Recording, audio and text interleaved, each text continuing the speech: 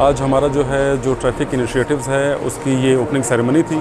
इसमें हमने uniform change किया हुआ है और उसके साथ हमने MOU साइन किया हुआ है क्विक पे के साथ, जिसके थ्रू हमारी जो पेमेंट का मेथड पहले चालान या नेशनल बैंक के थ्रू जाना पड़ता था और वहाँ से चालान पे करना पड़ता था, या कोई भी अगर हमने लाइसेंस की भी पेमेंट करनी होती थी वो बैंक के थ्रू होती थी, वो पेमेंट्स हमने अभी उसको थ्रू क्विक पे करा दिए, जो ईजी पैसा, डेबिट कार्ड, क्रेडिट कार्ड्स। और इवन जो आगे हम इसको इंट्रोड्यूस करने जा रहे हैं ट्रैफिक पुलिस का, वो मोटरवे पुलिस के तर्ज पे कि जहाँ चालान हो जाए तो वहीं पेमेंट हो जाए और उनको आगे जाना ना पड़े या किसी बैंक वाली जो दुश्वारी है उसका सामना ना करना पड़े। और उसके साथ हमने ट्रैफिक ऐप अपनी इंट्रोड्यूस कराई हुई है जो iOS एंड्रॉयड सब पे है,